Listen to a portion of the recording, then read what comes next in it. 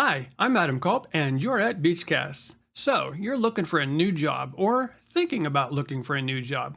Let's talk a little bit about how to find a developer job, especially if you're a beginner and looking for your first engineering job.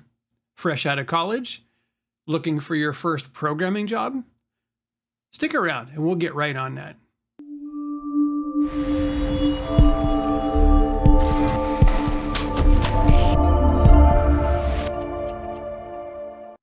When it comes time to look for that new job or that new position as a developer, as a programmer, or if you consider yourself a software engineer, that too.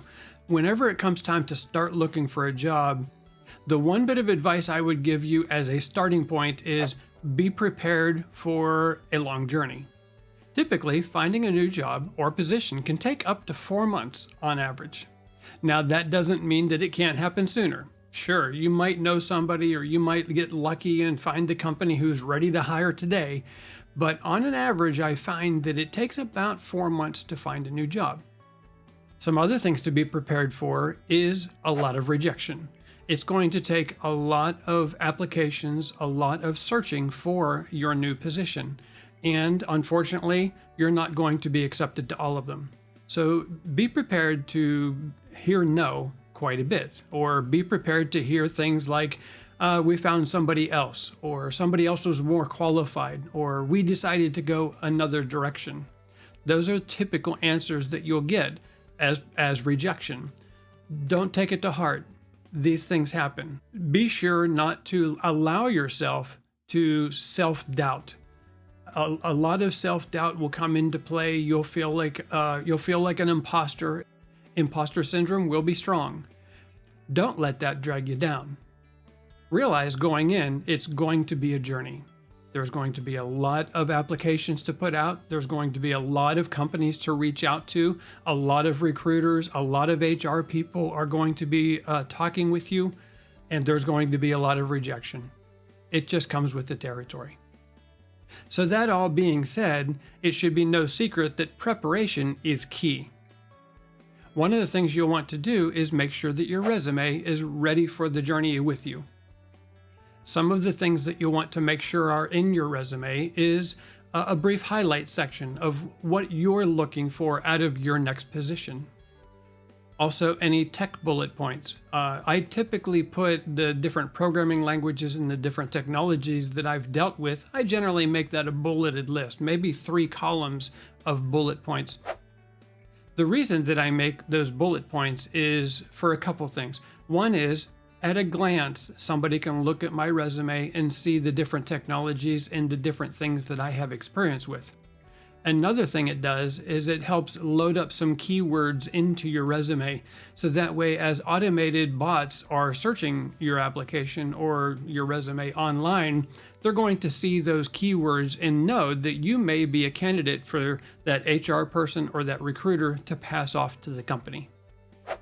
You'll also want to include any past jobs, and make sure not to just put the past jobs, but maybe include a little snippet of your accomplishments at that company. As potential employers are looking at your resume, they'll want to look at your past experience to see what you accomplished at the company or on your past position. It's okay to include generalities, but you really want to make sure that you focus on your resume of things that you did, actions that you took, problems that you solved.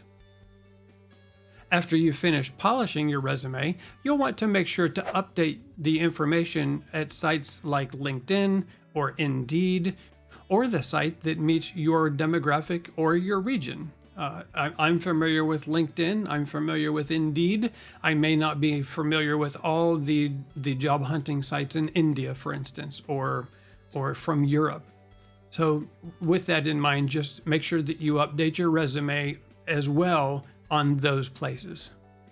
And then another key thing to do at the beginning of your search is make sure you let your network know. Make sure you let your friends know.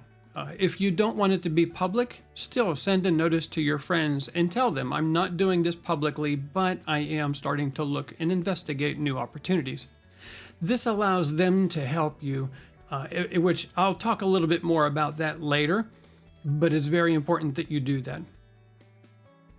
Now that you've got your resume posted and you've got all the job sites and other places updated that may be able to help you, another thing you'll want to do is ensure that you update your profile in various other places.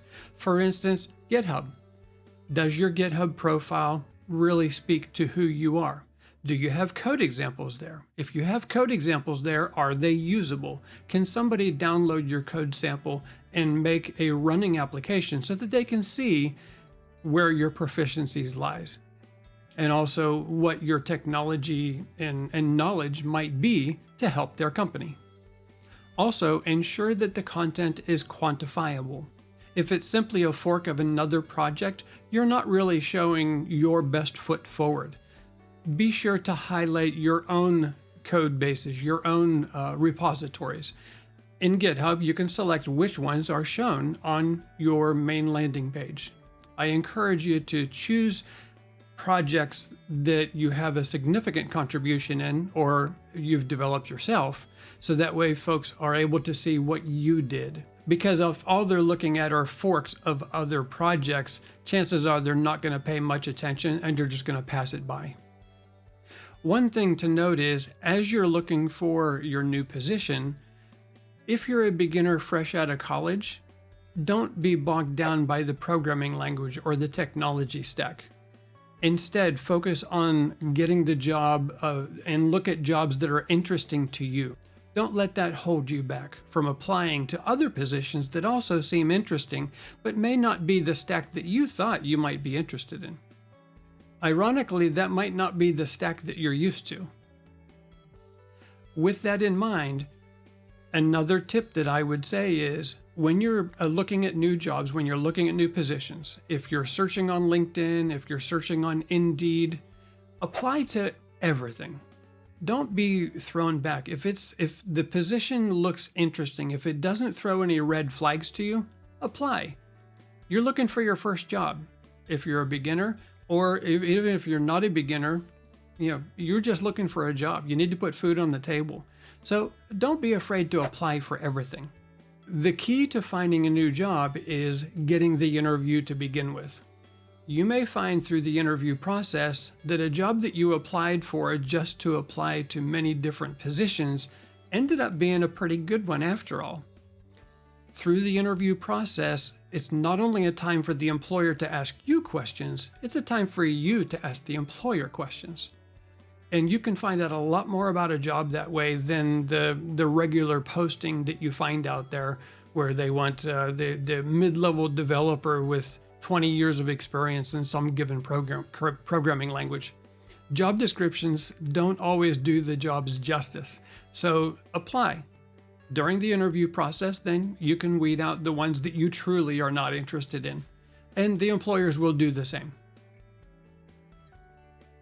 I would recommend that throughout the process, you keep a journal.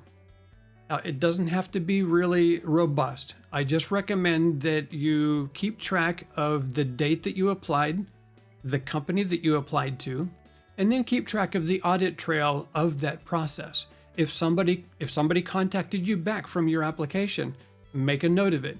If you had a follow-up interview, or whether it was a screening call or whether it was a full-on interview, keep track of that. Write down the date, write down the specifics. Who was the person you interacted with? What is their email address? So that way you can contact them back. And then in the case of where you had an interview, keep track of that date, time, and also the results of it. Write down what you felt from it. Many times I felt that the interview process went really well, but yet the company didn't call me back for another interview. Or vice versa. I didn't feel well about it, but the company contacted me back. So by keeping track of that in a journal, you ensure that you have that audit trail for yourself to go back and check on. And then as companies decide not to move forward, or if you decide not to move forward, make note of that as well.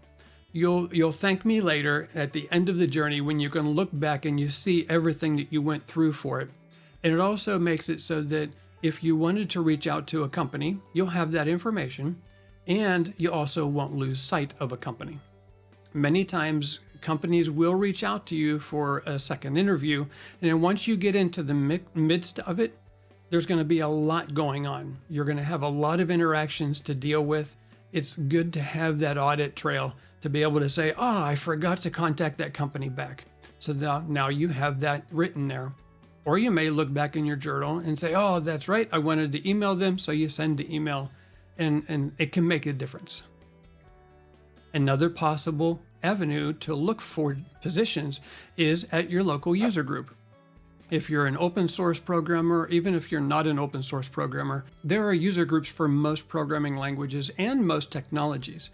So the things that you're interested in, go to those user group meetups. Most of them meet monthly. Some of them meet a little less often than that.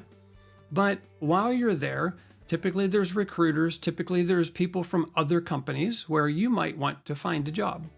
So go to the user group meetups and let people know while you're there, hey, I'm looking for a job. And chances are you might uncover something quite exciting. Throughout the process, you're going to run into a lot of recruiters. Now, I call them recruiters. They like to call themselves maybe staffing consultants or what have you. No matter what the name is, these are folks who can help you find your next position.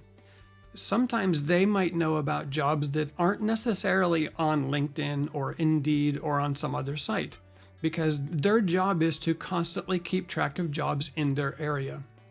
And they're constantly looking on LinkedIn and Indeed to find people to fill those positions. Again, they're not going to make money until they get a butt in a seat with some company. So they want to make sure they're invested. They want to help you. Let them. Don't shy away from recruiters. Now, I would say that choose the recruiters that you interact with. Choose them wisely. If a recruiter does not treat you respectfully, if they are not really knowing who you are, then possibly don't contact them again. Make sure that the recruiters are professional. Make sure that they uphold a certain standard and are there to really help you. Because you can find some really good recruiters out there who can carry you a long way and find new positions for you much easier than you would be able to do on your own. They might even look at your resume and give you some pointers there. Aside from recruiters, there's also going to be a lot of HR people that you deal with. That's human resources. They're working in the company, they're looking to hire people, or they're looking for people to pass to their hiring managers in order to fill some seats. Keep in mind that those HR people are doing their job. They may be very personable and make you feel really good about the position. They're not able to make the hiring decision. The hiring decision is being made by the hiring manager and some other people that you'll meet along the process. Now, I'm not saying don't warm up to them. That's perfectly fine. Just realize that although an HR person might make you feel really good and really welcomed, it doesn't mean that the rest of the process is going to go so swimmingly. Now, once you've done all these things, there's still a very big hurdle to overcome: the interview. Generally, you're going to have a first interview with an HR person who's going to screen before they pass the resume or the application on to the hiring managers. They're going to ask very basic questions. They're going to make sure that you're a human, no serial killers wanted. And then after they go through that process, then they're going to pass you off. That's not really a big hurdle. It is just the initial hurdle. The big hurdle comes in when you start interviewing later. You will want to make sure that you're very prepared ahead of time. Don't wing it. Don't go into the interview without any preparation whatsoever. Create some scripts. I recommend that you create 10 to 12 stories of past experience you have. Times when you've overcome some adversity. Times when you've maybe not gotten along with somebody really well, and then it ended up working out okay. Times when things worked out great and you accomplished great things.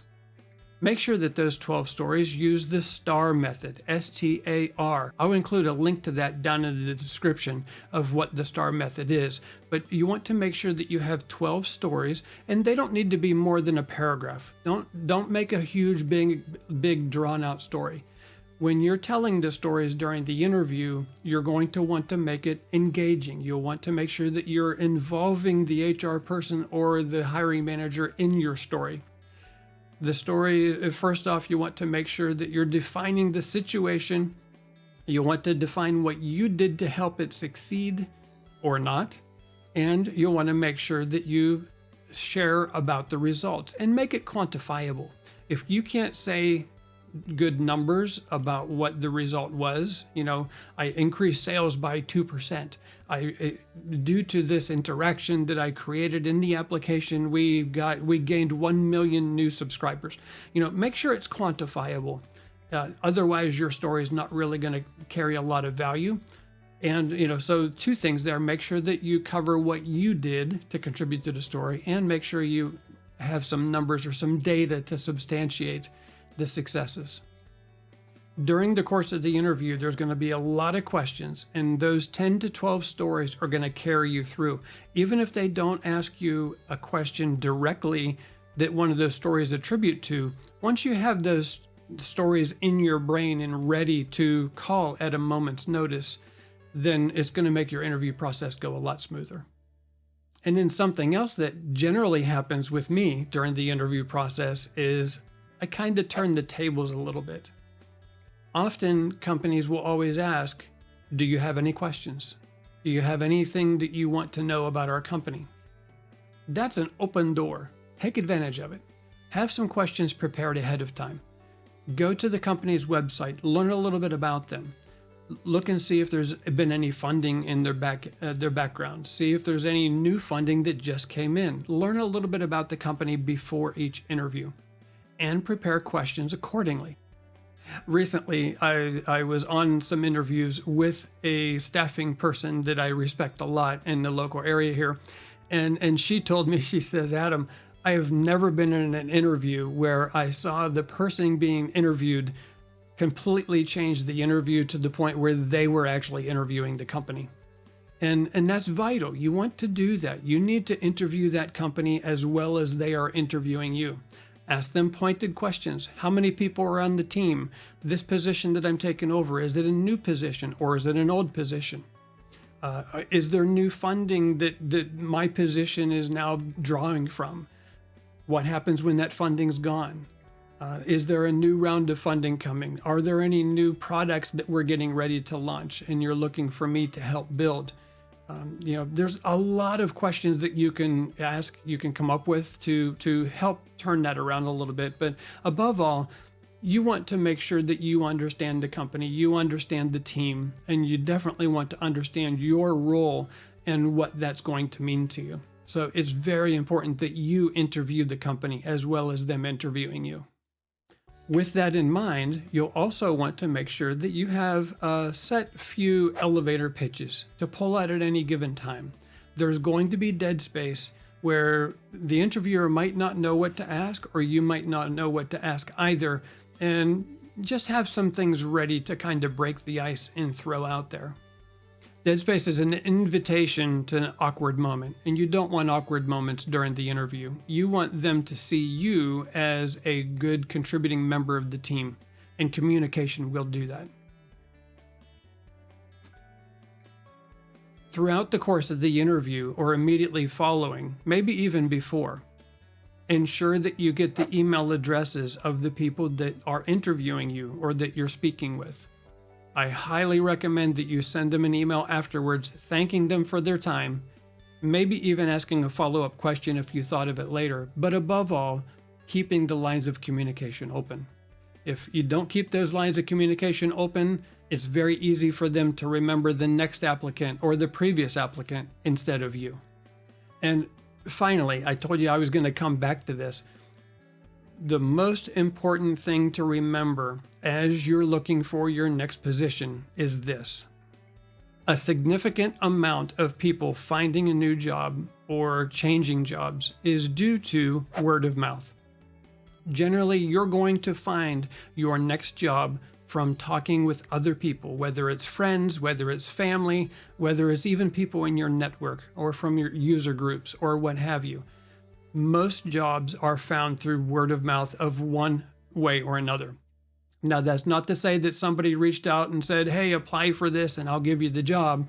It means that somebody informed you that there was a job and then they allowed you to use them as a referral. It doesn't mean you're guaranteed the job, but it helps. Referrals and word of mouth make a big difference when it comes time to find a new job. And if you know somebody there, it just makes it that much easier to work there. You're going to be working with friends. I hope you found this useful. This list has served me for a very long time, finding many different positions in the past, and I'm sure it'll continue to serve me into the future. I think it'll do well for you also. So please feel free to go back. I've put bullet points in the video so you can flip around and if you need to check up on some other points that I made previously. But I hope this works well for you. If you found this video helpful, please subscribe down below so you'll be notified the next time I launch a new video. And also remember to like the video. Thank you very much, and also look up in the corners to see if there's a video being recommended for you that you might enjoy. Thank you.